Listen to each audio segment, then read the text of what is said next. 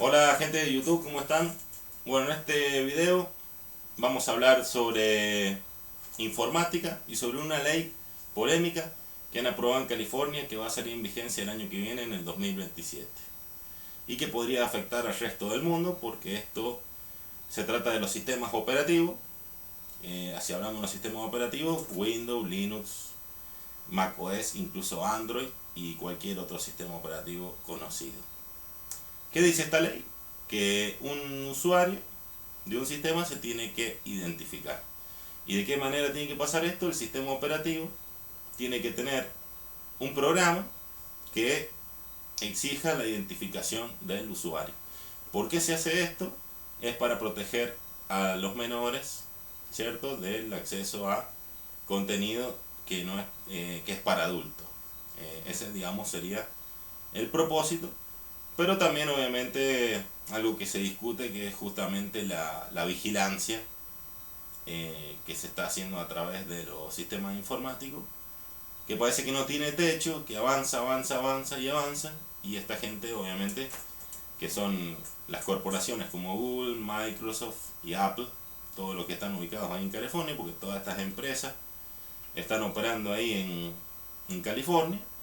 Y no nos cabería duda que obviamente ellos son los promotores de toda esta movida, ¿cierto? De generar más restricciones, obviamente, en lo que es internet, las redes sociales y los sistemas operativos y los dispositivos electrónicos, obviamente.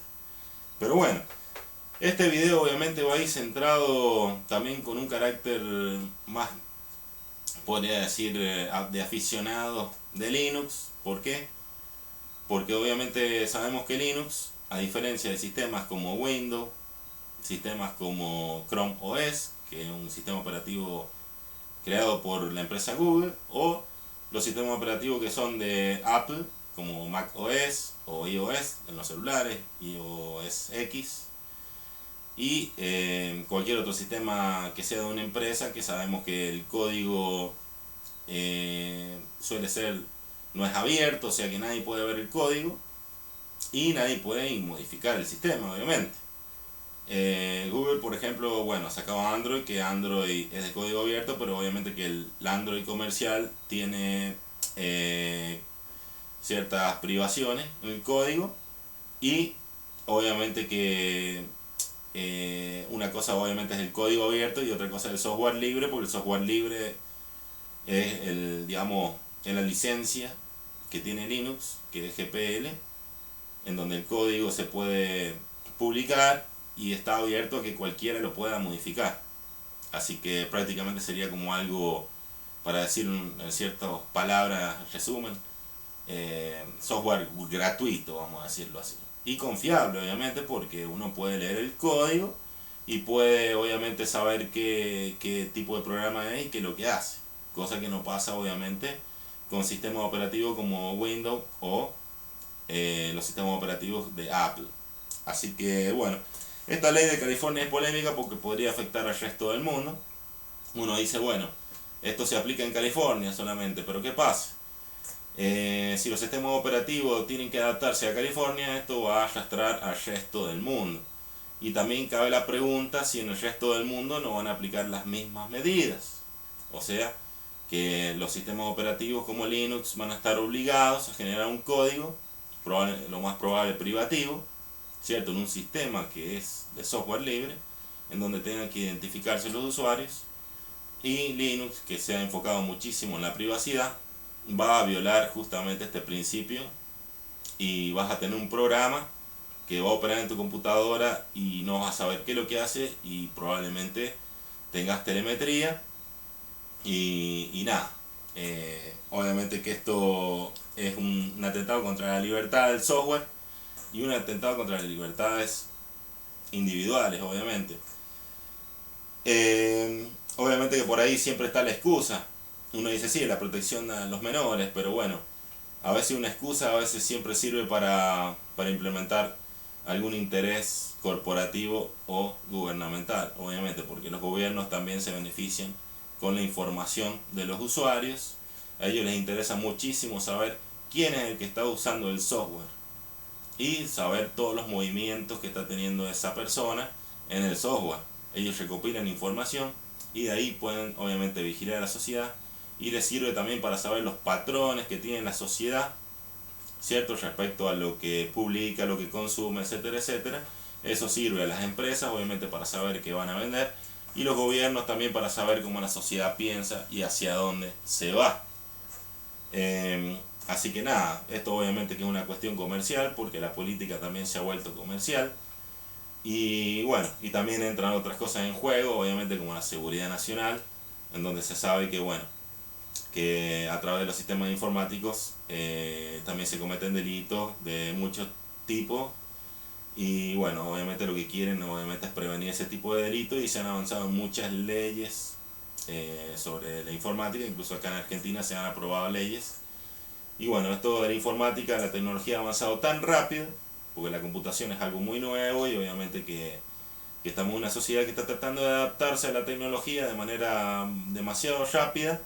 Nos han cambiado la vida de forma muy rápida, como es por ejemplo el tema de los teléfonos inteligentes, que han venido a nuestra vida hace muy poco, hace 15 años, y ha cambiado nuestros hábitos, nuestra forma de comunicarnos, nuestra forma de relacionarnos, y hasta nuestra forma incluso de acceder a productos y muchas cosas, y pagar incluso servicios, impuestos, etcétera, etcétera, etcétera. Entonces bueno, esto realmente ha sido una cuestión muy acelerada, y la sociedad se está adaptando a tecnología, que esto podríamos decir, ¿con qué ejemplo lo podemos decir? Como por ejemplo fue cuando trajeron la electricidad, cuando apareció la electricidad, o la revolución industrial, por ejemplo, en el siglo XIX.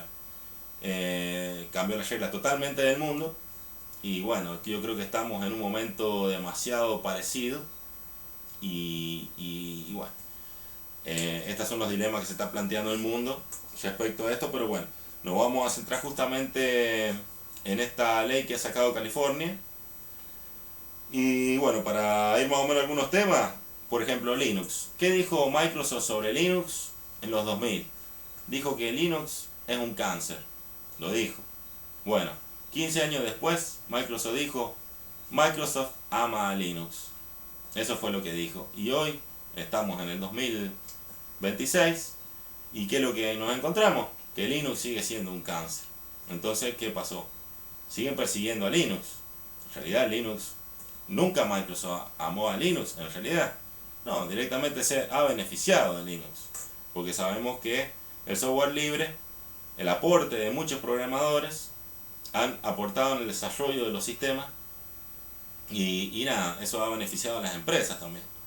Porque bueno, muchas páginas, ¿cierto? Como GitHub, por ejemplo, se han beneficiado del aporte de muchísimos programadores, y sabemos que muchas empresas como Microsoft, que financian ese tipo de páginas, le sacan rédito, y obviamente que por eso Microsoft ama a Linux. Pero sabemos que la filosofía de Linux, como tal, sí, nunca dejó de ser un cáncer, porque bueno, estamos hablando de privacidad, libertad, etcétera, etcétera, cosa que a veces los gobiernos les jode mucho, y hay que decirlo con verdad, porque la libertad es algo que realmente les jode a los gobiernos, es algo que se ha ganado hace 200, 300 años atrás, para decirlo en claro, con la Revolución Francesa, con los derechos civiles, en Francia, todo durante el siglo XIX, y bueno, y hoy estamos pasando un tiempo de retroceso, en donde los gobiernos están volviendo a tomar el poder, y sí, aunque suene muy loco, es que esto es así. Los gobiernos en realidad luchan justamente contra las libertades individuales. Les jode realmente. Y bueno, y ahora centrándonos en el software, claro, esto es muy polémico, esta ley, porque claro, tiene muchos sesgos, muchos baches, por decirlo.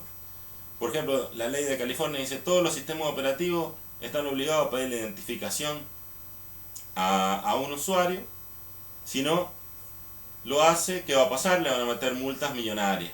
Ahora, ¿cómo vas a controlar eso? ¿Estás obligando a un programador a que haga un sistema operativo y tenga que hacer un programa para que pueda la persona identificarse? ¿Cierto? Ahora, esto va contra la libertad. ¿Cómo podés hacer eso? O sea que yo no puedo hacer un programa ¿cierto? No hacer ese sistema de identificación. Esto es una incongruencia. Eso como que te está diciendo, bueno, vos vas a programar, pero tenés que agregar este código. Entonces, no sé cómo lo van a hacer, cómo lo van a controlar, porque por ejemplo Linux no es una empresa, Linux es un kernel, es un núcleo, y ¿qué es lo que se hace? Uno le va agregando aplicaciones y va creando su sistema operativo. O sea, por ejemplo, yo puedo descargar el kernel y armar mi propio sistema. O sea, lo puedo hacer. Entonces, ¿cómo va a venir, cierto, un gobierno a decirme que yo tengo que ese sistema que estoy creando, cierto, además, introducirle un código para que me pueda identificar? ¿Cómo lo van a controlar eso? Es imposible. Es imposible. O sea, lo podrán hacer tal vez con empresas como Windows, lo podrán hacer con Android, en los dispositivos, lo podrán hacer en los sistemas de Apple, pero Linux no, porque Linux no es una empresa. O sea, ¿a quién vas a perseguir ahí? No se puede. O sea, es lo que yo creo. O sea, por eso creo que esa ley me parece que está como fuera de contexto, no cuadra bien con la realidad. Y eso es lo que yo pienso. Yo creo que va al fracaso. Aparte, están diciendo que quieren proteger a los menores, ¿cierto?, del acceso a contenido adulto, pero tampoco es una garantía, porque un menor podría acceder a la computadora de su papá, o de su mamá, o de su hermano mayor. O sea, ¿cómo lo podés controlar? Yo creo que los menores en realidad son responsabilidad de los padres. O sea, debería ser así, y en todo caso, habría que las páginas, por ejemplo, pornográficas o páginas que tienen contenido adulto, tener así, por ejemplo, sistema de identificación más estricto en todo caso. ¿Por qué vamos a obligar a algo que es propiedad del usuario, que lo ha pagado, que lo ha conseguido, ¿cierto? Como Linux, que es gratuito, pero sigue siendo propiedad de la persona porque lo tiene en su ordenador? ¿Cómo te vas a tener que loguear en tu computadora? O sea, eso es como que una invasión justamente de la propiedad privada. Pero distinto es si yo accedo, por ejemplo, a una determinada página web y la página web a mí sí me pide identificación. En ese caso sí, yo pienso que ahí tiene sentido, porque bueno, esa página tiene un propietario, pero el sistema que tengo yo en mi casa es mío, yo soy el propietario, entonces no debería, o sea, es como si yo tuviera que entrar a mi casa y tuviera que identificarme para entrar a mi casa. O sea, si yo quiero poner ese sistema por una cuestión de seguridad, también lo hago, pero es mi casa. O sea, si quiero lo hago y si quiero no lo hago. Podría hasta hacer una casa sin puertas si quisiera. Ese es un problema mío. Entonces no, me parece que eso no debería ser así. Además podría afectar a la licencia de Linux, que es el copyleft, obviamente, que es el software libre. Entonces, ¿cómo vamos a obligar a los programadores a generar un código estricto? O en todo caso, ¿cómo sería el futuro? Que van a haber ciertas personas que van a estar autorizadas a programar y otros que no. O sea, llegaremos a ese punto. Como el caso de un médico, un abogado que necesita licencia para ejercer su profesión. No vaya a ser que en un futuro un programador tenga que tener licencia para tener que programar. O sea, nadie va a poder programar. O sea, yo en mi casa me voy a poner a programar y no voy a poder publicar el código del programa ni difundir el programa. O sea, voy a tener que tener una autorización, una licencia. A eso es lo que voy. Porque no se puede, digamos, ir contra eso. No sé si se entiende más o menos el punto que estoy tratando. Y bueno, yo me pregunto, por ejemplo, en Estados Unidos, que estamos viendo, por ejemplo, que se están pasando por arriba la Constitución con muchas leyes y muchas acciones que está haciendo el gobierno, ¿cierto? Los gobiernos se pasan por arriba leyes, la Constitución, y el pueblo realmente no hace nada al respecto. Porque la verdad, porque me parece a mi parecer, está bien, yo no vivo en Estados Unidos, no conozco el contexto, pero me da la impresión que están muy centrados en la prosperidad y han legado demasiado el poder a dos partidos políticos, que es el republicano y el demócrata, y no hay participación política en Estados Unidos como si pasa, por ejemplo, aquí en Argentina, en donde la militancia es mucho más activa, y allá eso es algo que no es nada común, sino que cada uno directamente se centra en la prosperidad. O sea, Estados Unidos es sinónimo de prosperidad económica, y en realidad, si nosotros nos podemos observar lo que es democracia, poca participación civil en la democracia. Porque si fuera así, obviamente que estas leyes se discutirían más en la sociedad y bueno, ya sería más complicado aprobarlas, obviamente. Aquí en Argentina, cuando el Congreso se reúne y va a tratar cuestiones muy relevantes para la sociedad, todo eso se hace público y todo el mundo está debatiendo sobre esas cuestiones. Y por eso acá, obviamente que la política es un poquito más de riña, porque obviamente que por ahí quieren encajar leyes que la sociedad no quiere, y se producen protestas, se producen muchas peleas adentro del Congreso, porque bueno, no te quieren encajar cosas que a la sociedad no le convienen. En Estados Unidos eso no pasa porque la sociedad directamente no está atenta a lo que hace el Congreso, directamente. O sea que si el Congreso aprueba una ley inconstitucional y la gente directamente ni se entera, o sea, nada, viven su vida como si nada, y si les afecta, bueno, ni idea, en Estados Unidos. Pero ¿qué pasa? La potencia, primera potencia mundial, y eso nos va a afectar obviamente al resto del mundo, porque después van a tender a imitar todas esas políticas en el resto del mundo, y bueno, y los sistemas operativos prácticamente que consumimos vienen de Estados Unidos y justamente de California, y obviamente que lo que vaya a pasar ahí respecto a lo que se vaya a aplicar nos va a afectar a todos, obviamente. Ahora, no sé cómo van a hacer para aplicarlo, porque bueno, Linux tiene una licencia que es muy particular, y me parece que ahí no sé cómo van a hacer. Porque yo, como lo repito, cualquiera se va a armar su sistema operativo y no le va a tener que pedir permiso a nadie para hacer eso. Y además, puede hasta incluso subirlo a algún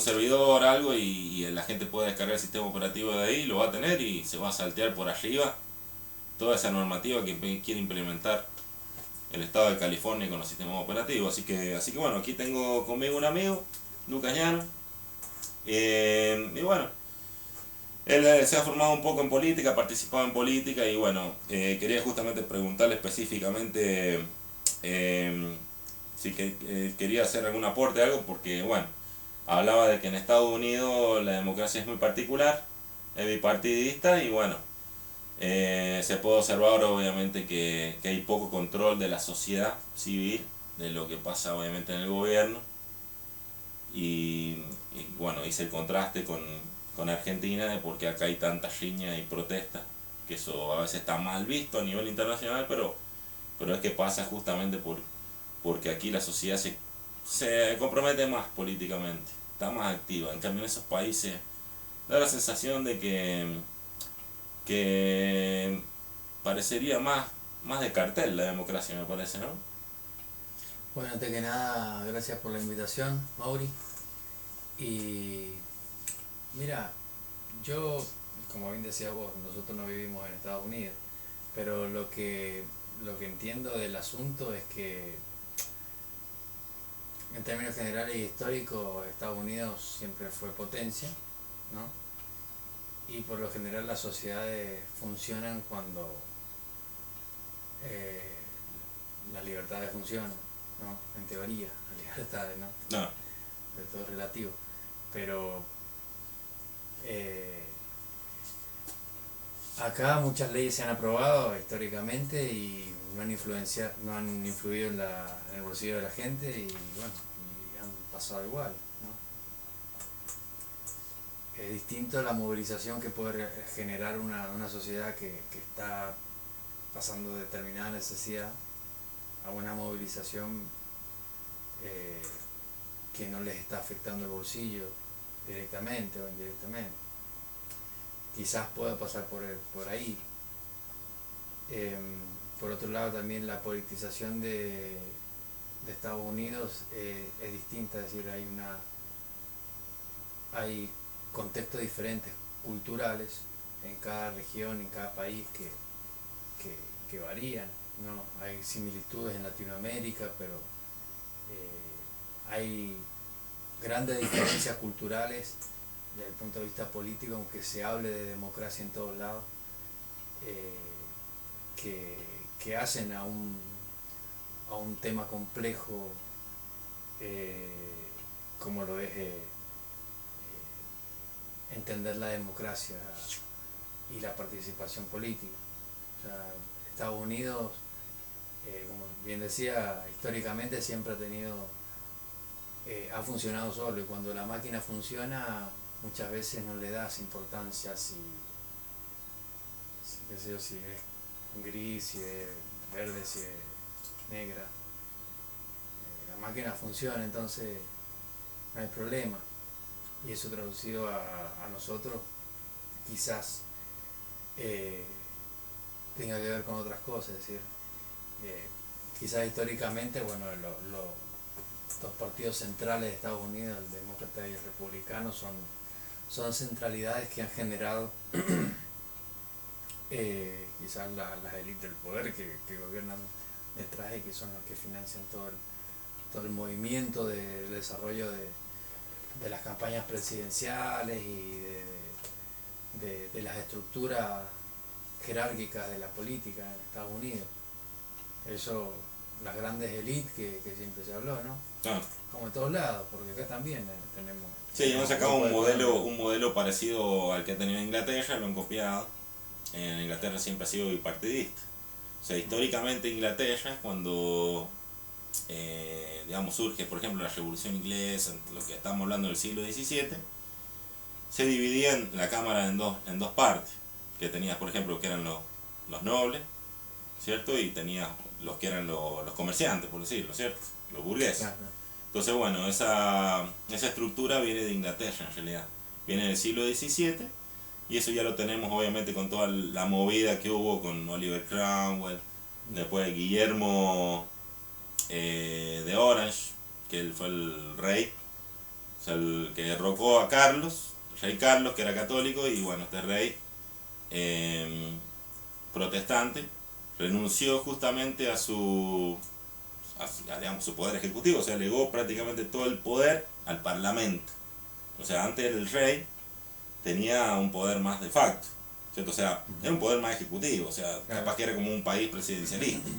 Entonces, con el sistema este que implementaron, ¿cierto? El parlamento prácticamente tiene todo el poder, o sea, el rey se convierte en un símbolo. Y el parlamento que dividido dos. Entonces, esas dos partes que está ahí el parlamento, es como que representan prácticamente a los dos partidos políticos.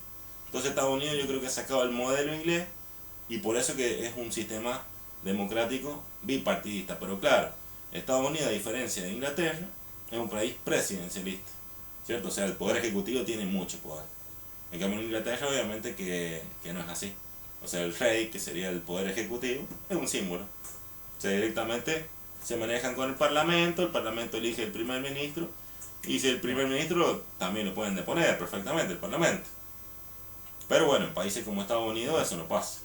O sea, están divididos los poderes, y el poder ejecutivo suele tener demasiado poder respecto a los otros poderes, como estamos viendo ahora con el gobierno de Donald Trump, que se está atropellando muchas leyes y está tomando muchas decisiones que van en contra de las leyes.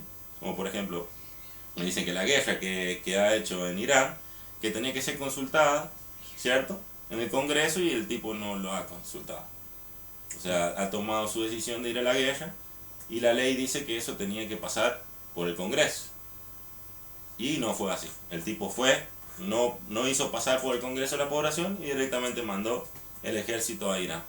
Entonces, bueno, tenemos esta consecuencia en Estados Unidos, obviamente, que bueno, es una democracia de cartel, como lo vengo diciendo, porque es así. O sea, a nivel jurídico, ¿cierto?, división de poderes, no parece que estuviera demasiado equilibrado, y también estamos viendo que hay abuso de poder, y por otro lado estamos viendo poca participación civil, ¿cierto?, en lo que es la política. Claro. Sí, las guerras internas siempre van a existir dentro de cualquier gobierno, cualquier país. Como hablábamos antes, la idea de democracia es un concepto no vamos a decir ambiguo, pero puede ser reinterpretable en función de un contexto cultural distinto. Como hablamos, es decir, hay similitudes en Latinoamérica, pero no somos la misma cosa, ¿no? Por eso hay cositas que se tienen que reinterpretar a la hora de ver de entender la democracia como lo ve un estadounidense, por ejemplo. Uh-huh. Es decir, nosotros interpretamos que es lo mismo que vemos acá, pero evidentemente no es así. Y después el tema de la interna de Donald Trump con el Parlamento, no sé,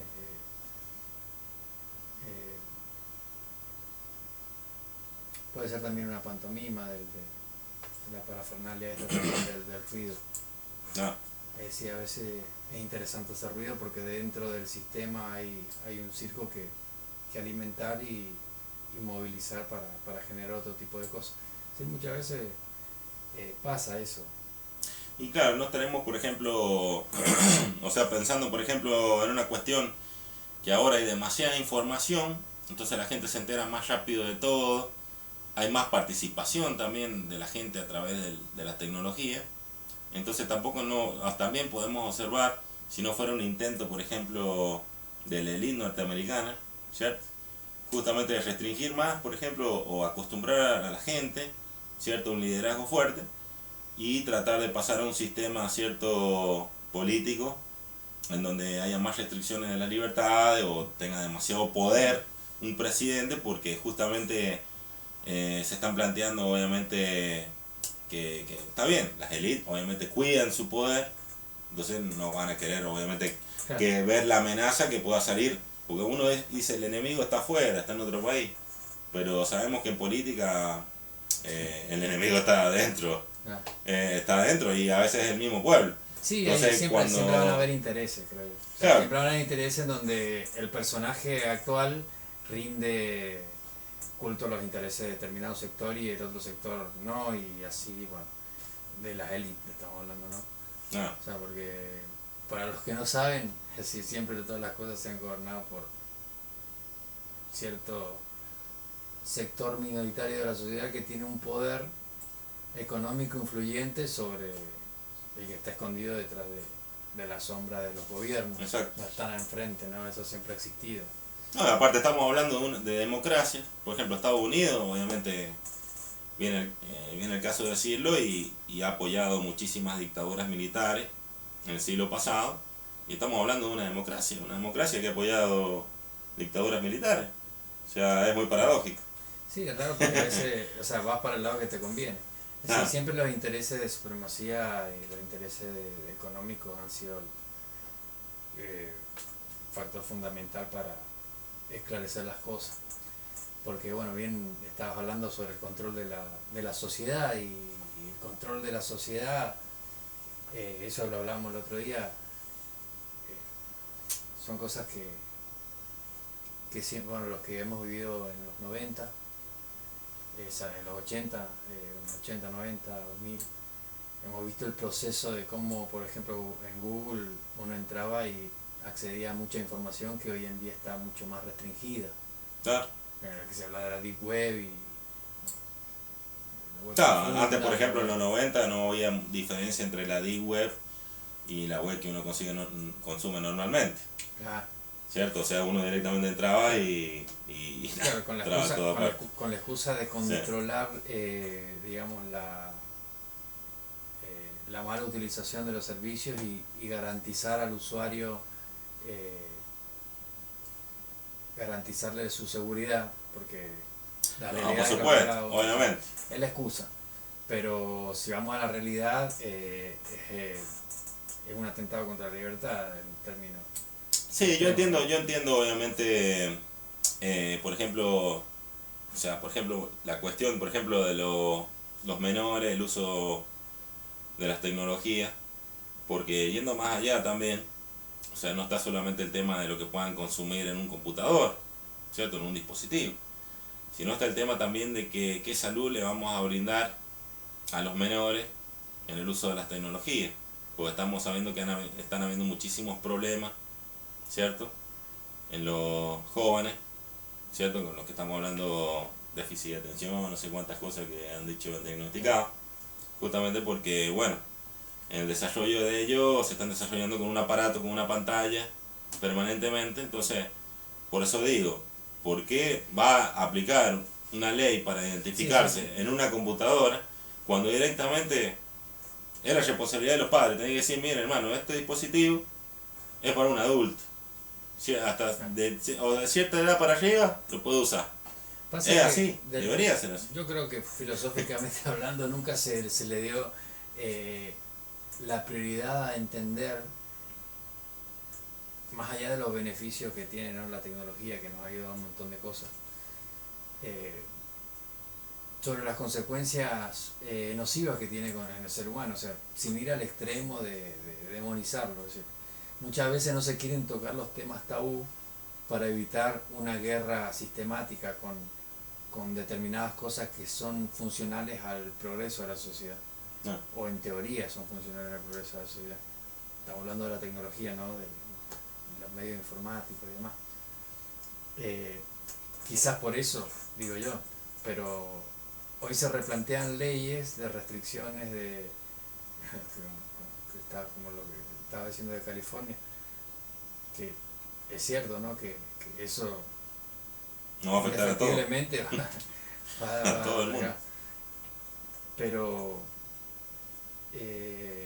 que son es una leyes. cosa contraproducente, porque nunca se trató la realidad en esencia, ¿no? No, y que son leyes que se están aplicando en países como Norcorea y China, que estamos hablando, que son países que hay un control excesivo, ¿cierto?, de la sociedad civil, y lo estamos viendo que están avanzando en países como Estados Unidos, que supuestamente son modelos de democracia a nivel mundial, porque así ellos se están mostrando ante el mundo. En el mundo libre.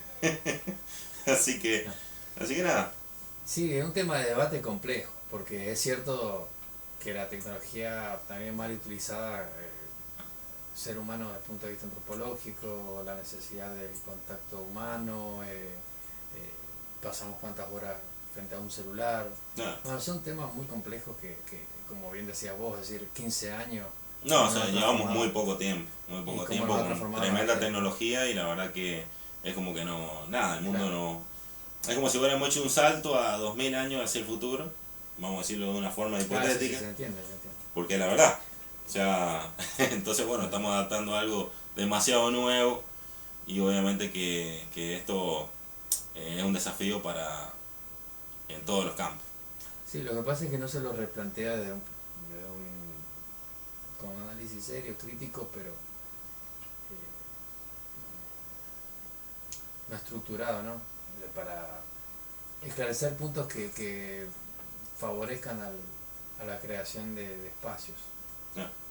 Porque hablamos de que hoy en día tenemos todos celulares, pero hay gente que también tiene un celular pero se está muriendo de hambre, por ejemplo. Sí.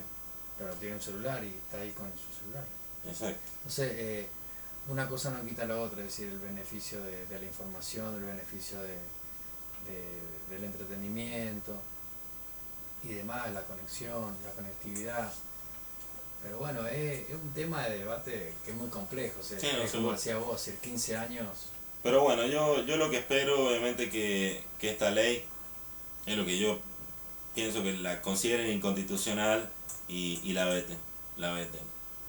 Y que la sociedad de Estados Unidos empiece a interesarse más en las cuestiones políticas, empiece a tener una temas activa y más participativa, porque si no, hermano, de aquí a un par de años sería interesante ver eso.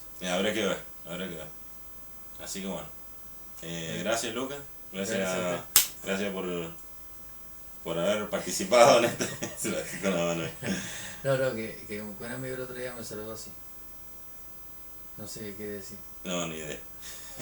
Lo dejamos ahí en el... Así que bueno, suscríbanse y denle like al video. Hasta luego.